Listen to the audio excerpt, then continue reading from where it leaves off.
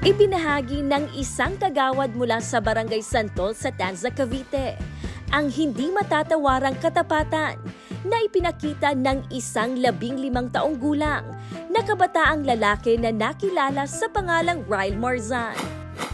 Ayon sa post ni J.R. Apellanes, bandang 2:00 ng hapon ng October 30 nang mawala ang kanyang wallet na naglalaman ng malaking halaga ng salapi.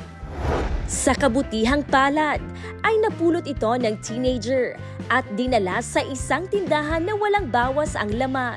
Pagkatapos na mapanood ang CCTV, ay ginamit ng kagawad ang social media upang matukoy ang pagkakakilanlan ng itinuturing na Good Samaritan.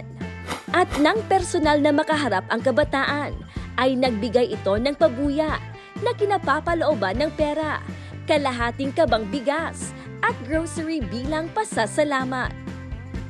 Saludo naman ang Good Morning Kuya kay Ryle Marzan dahil ang kanyang ginawa ay nararapat na pamarisan at talagang masasabi nating something good.